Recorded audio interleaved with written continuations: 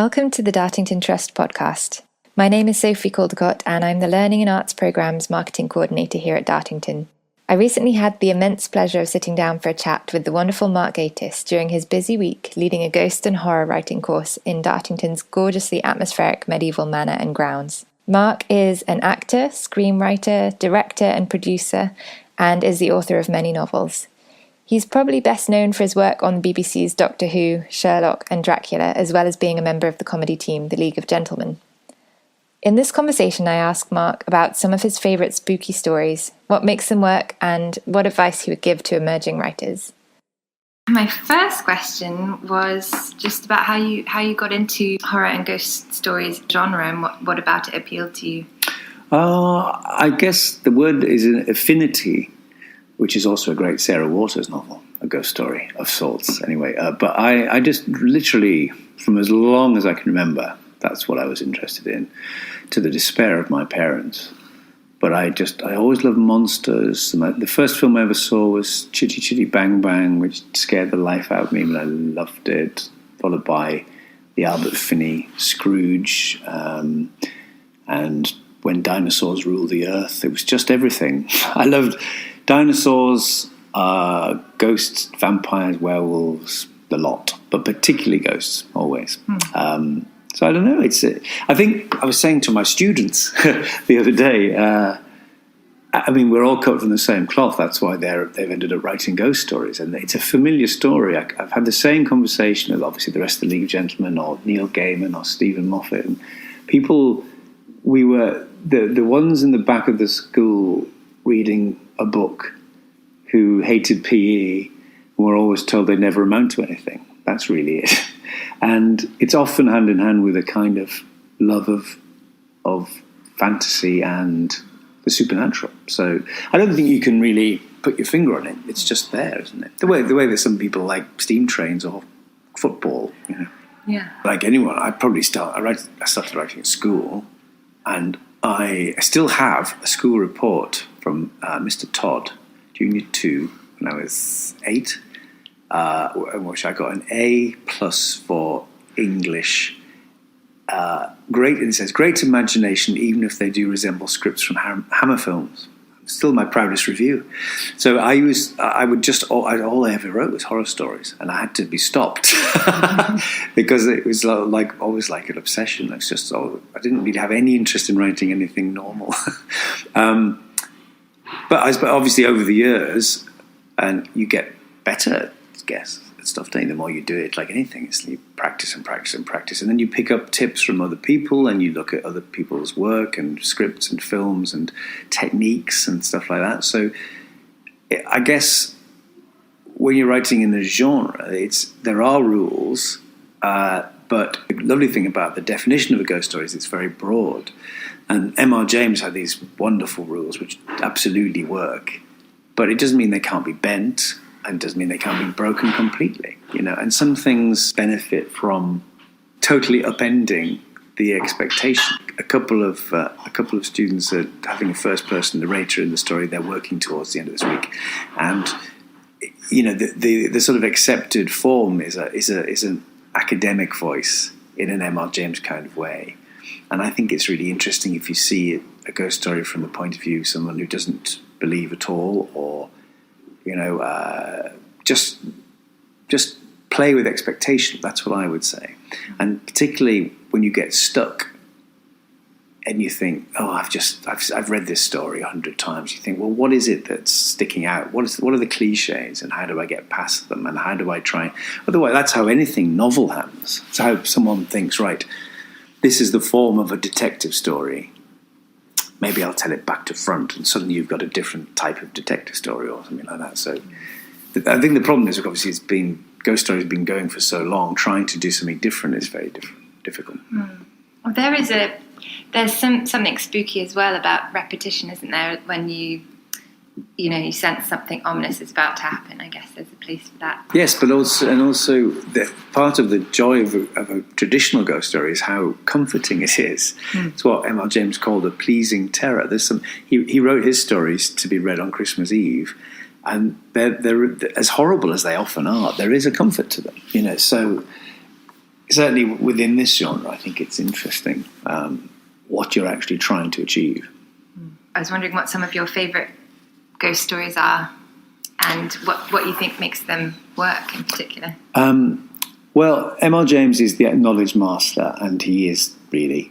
And then the wonderful thing about him is he just quietly became the best. He only was grudgingly persuaded to publish these stories. They were only for his friends, and then he's just so good at it. E.F. Benson I also absolutely love. He's the sort of, I think, the next greatest one. And he wrote far, far more, but he has a wonderful kind of touch. Some of them, are, like his Map and Lucia stories, are very funny, and they're set in the same sort of slightly brittle world. Edith Wharton, the great American writer, Shirley Jackson, absolutely amazing. She's an amazing writer, I think. And that's a very particular sort of flavour they have. I mean, it is a great English tradition, British tradition, but the Americans are also very good at it. And I think the best ones, interestingly, sort of tap into an English tradition. Edith Wharton her sort of Age of Innocence style is it's like the last of England before it becomes America. And I think, weirdly, Shirley Jackson taps into a similar sort of vein somehow. And Robert Aikman, his stories are he called his stories strange stories, and they're not sort of classical ghost stories. They're just deeply unsettling. I love his stuff. And also there's lots of sort of one-offs and oddities, people who didn't specialise in it. Dickens, of course. Obviously, A Christmas Carol, but The Signalman is a brilliant ghost story. And there's a lot of great writers who did one or two, or maybe just one. Almost like, well, maybe I could write one, you know. And I think that's quite nice. And also you realise a lot of people who are very good writers can't really do it. It doesn't quite work. Do you think it has something to do with nostalgia, the English ghost story? Or is there something else about English history or something else? It sort of goes perfectly in a way, you know, especially James, because he was an antiquarian, and almost all his stories are about something very deep, which comes back to the surface through someone's mistake, you know. The bone whistle in Whistle and I'll Come to You, My Lad, and or The Treasure of Abbot Thomas. It's a sort of... And of course, he enjoyed the whole idea of sort of ventriloquizing the past through, he used to do as for fun. He used to fake manuscripts and leave them lying around because he was so good at it. And one of my favourite stories, which I dramatised a couple of years ago, Martin's Close, is the court transcript of one of the Judge Jeffreys trials, which exist. And he introduced a ghost into it, and it's completely convincing. And just the style of the language, it's a joyous thing. So there's a lot of that. And I suppose there's an appreciation of what it is to be English, I suppose. The best ones, I think, feel very kind of damp Wednesday afternoon and something you can't really find anywhere else. Yeah. Or maybe also making sense of all of the mistakes we have in the past, all the hidden history. Yes, I mean, ghosts tend to be... Repressed things. Yeah, oppression, repression, definitely. With James, there's all sorts of stuff going on there, all sorts of hairy holes. But also, ghosts as a rule are people who've done something wrong or want to put something right.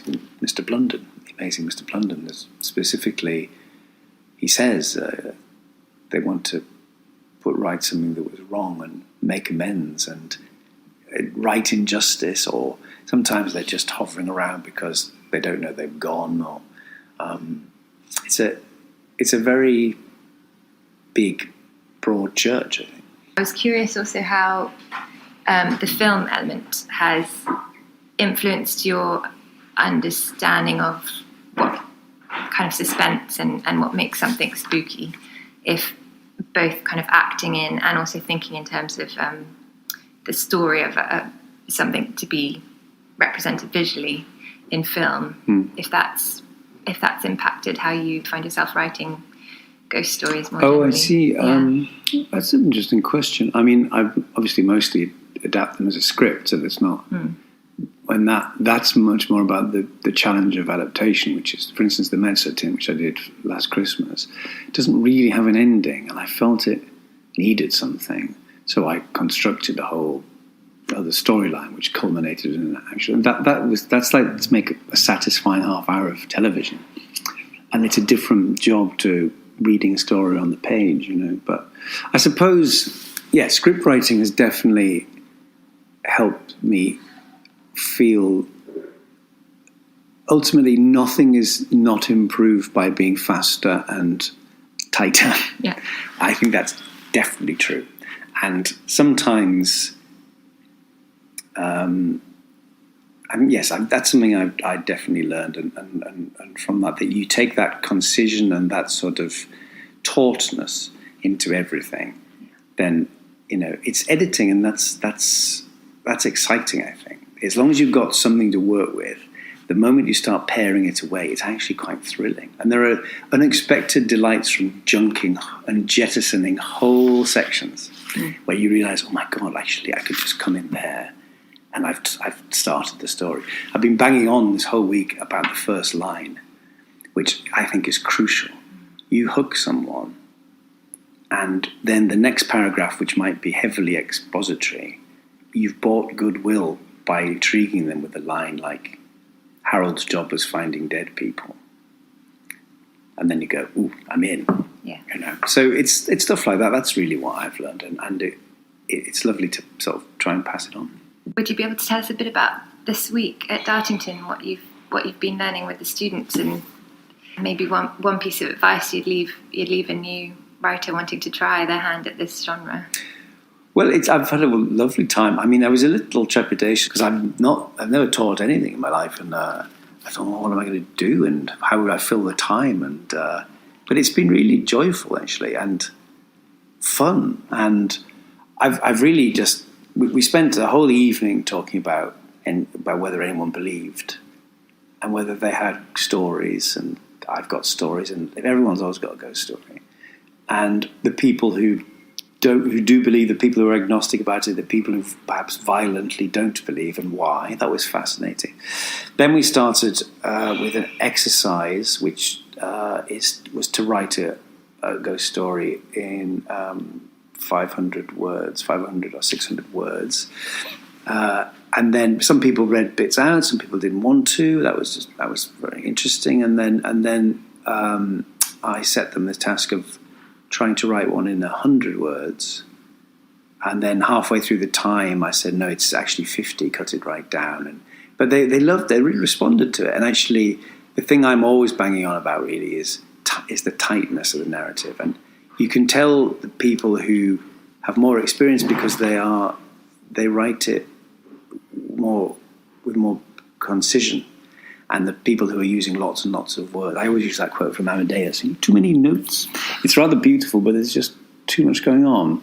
And particularly with a ghost story, there's a kind of clarity to what you're trying to do, to the effect.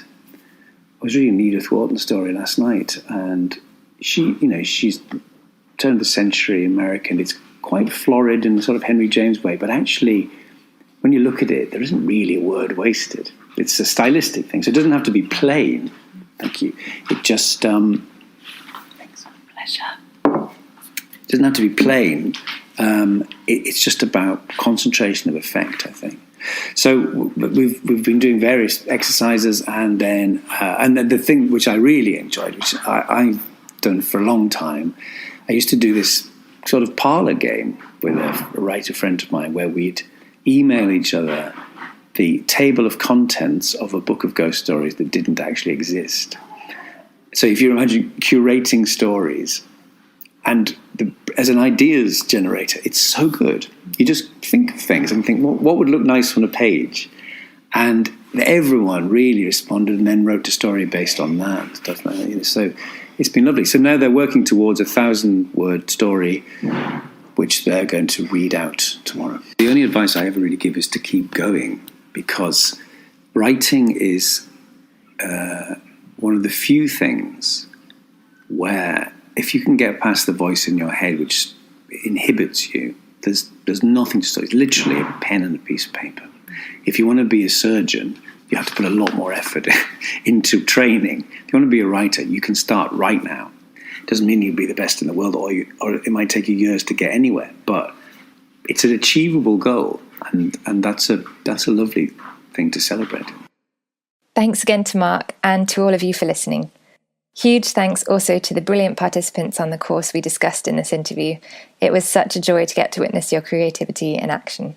If you'd like to be the first to find out when we're running events like Mark's writing course here at Dartington, do head over to our website, dartington.org, and check out the What's On page, as well as signing up for our emails so you don't miss news about our brilliant range of short courses and events. We hope to see you at Dartington very soon.